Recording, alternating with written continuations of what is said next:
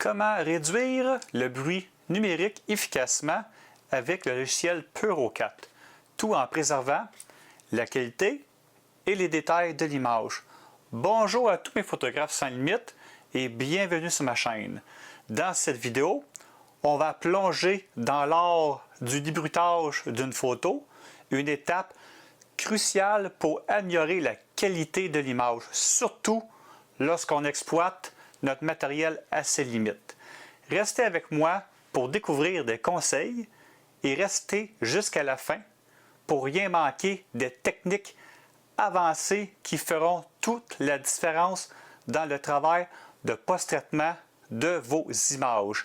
Alors, c'est parti, on commence tout de suite le débruitage de la photo. La première étape est l'importation de votre fichier brut dans Puro4.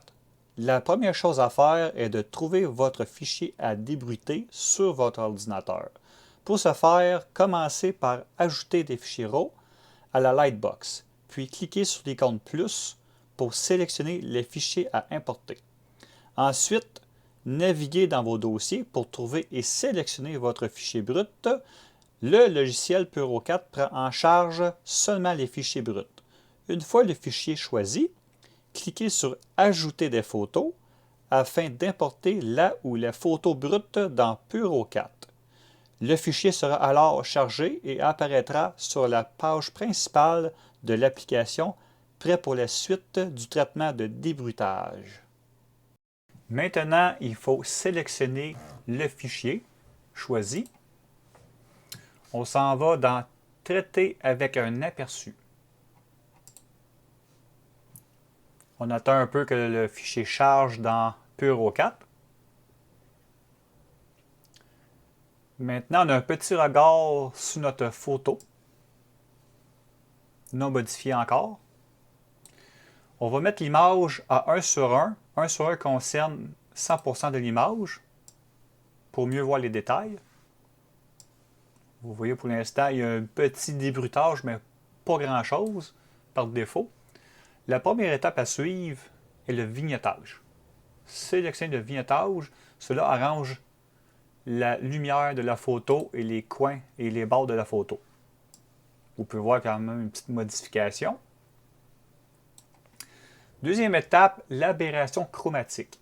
L'aberration chromatique, ce n'est pas nécessaire si vous n'avez pas de frange verte ou violette dans l'image. Ce n'est pas nécessaire de l'actionner. Sinon, si vous n'avez, c'est un très grand avantage de le mettre. Moi, dans mon cas, je ne vais pas l'installer. Troisième, la distorsion de l'objectif, qui est très important.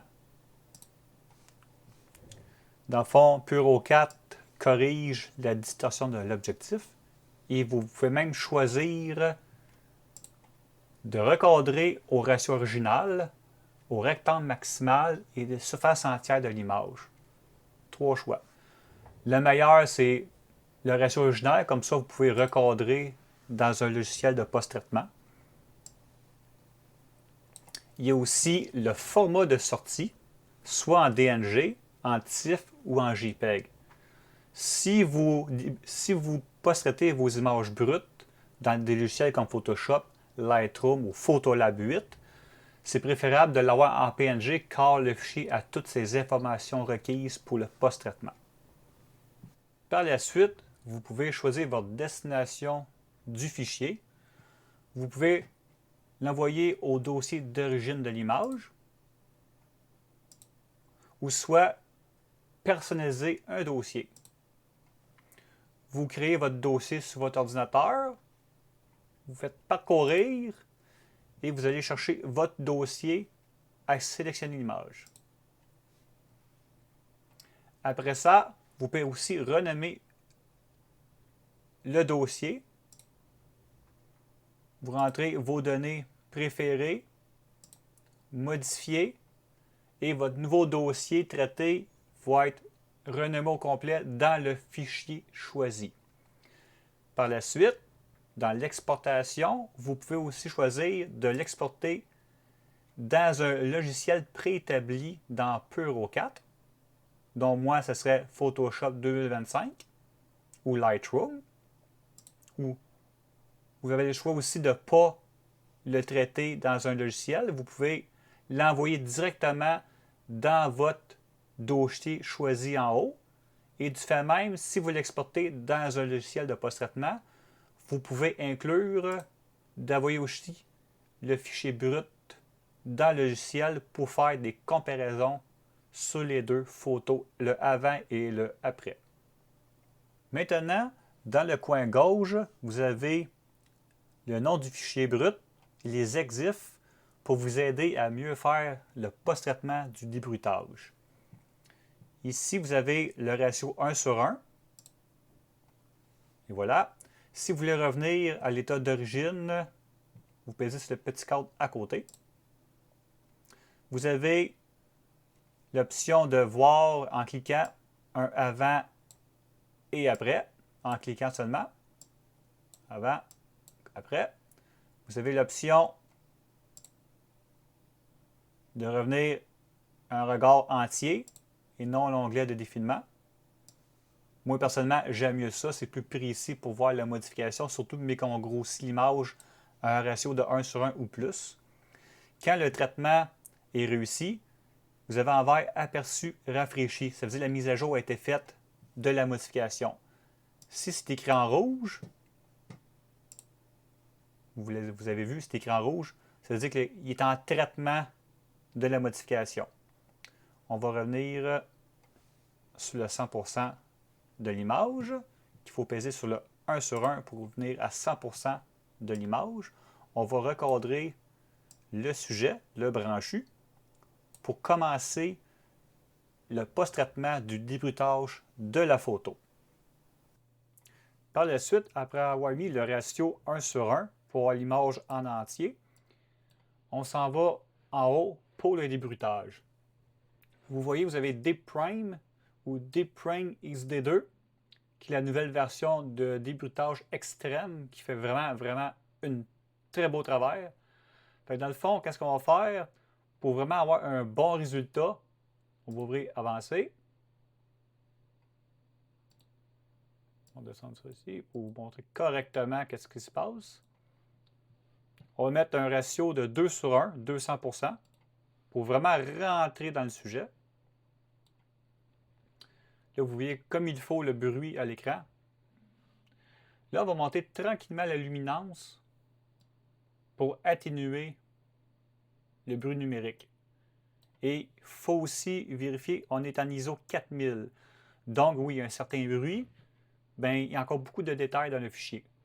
Donc, on va enlever la luminance tranquillement, pas trop exagéré, juste arriver à la limite du lissage puis du bruit. C'est vraiment trouver la petite ligne qui délimite les deux.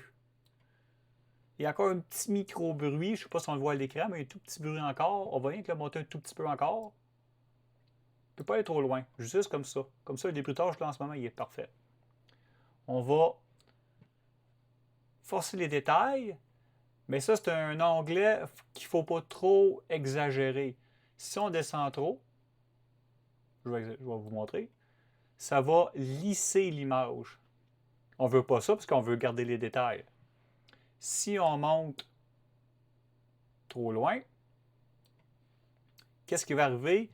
Il va se créer des artefacts autour des sujets et c'est un genre d'artefact, un artefact qui ne s'enlève pas avec le débruitage, ça s'accumule. Fait que c'est sûr que quand vous amenez après ça le fichier dans votre post-traitement, dans votre logiciel, il va y avoir des artefacts irrécupérables. Fait que je vous conseille fortement, principalement, de ne pas l'utiliser, mais de regarder la force des détails faite avec votre post-traitement, comme avec Photoshop Lightroom ou Photolab 8. Dans le fond, quand vous allez dans le fond, remettre de la netteté sur l'image, c'est plus efficace que de forcer les détails avant le débruitage. Par la suite, si vous voulez renforcer vraiment l'image, vous allez dans la compensation du flou d'optique, qui est vraiment la correction de la netteté de l'optique qui ne fait aucune altération sur votre fichier brut. Fait qu'on va l'activer. Là, on est en mode faible. Vous voyez qu'il y a une petite différence, pas grand-chose. Je vais mettre ça dans 2 secondes, mettre ça au ratio 100%. On va aller rechercher notre petit onglet de vérification. On va remettre sur un ratio de 2 pour être vraiment dans le sujet. Là, vous voyez l'effacement du bruit qui s'enlève et vous voyez aussi la netteté du sujet. Je vais enlever de la compensation. On remet. Côté faible, la netteté revient. C'est la netteté de l'objectif et non un rajout de force de les détails. On va essayer le standard, un tout petit peu plus. Puis si on l'augmente à forte ou à élevée, c'est vraiment net, sauf le désavantage. Vous voyez, autour de l'arête du sujet, il se forme un petit halo noir tout autour du sujet. Il faut éviter ça pour le post-traitement. Dans le fond, l'intensité va être réglée tout dépendant de la photo à faire. C'est certain que chaque photo est unique, fait que toutes les photos vont être différentes. Moi, je vous suggère, en moyenne, on tourne autour du standard. Mais pour celle-ci, je peux même grimper jusqu'à fort. Je vais le mettre jusqu'à fort.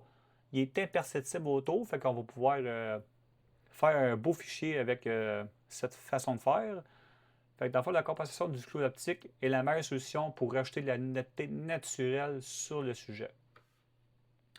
La luminance, c'est fait.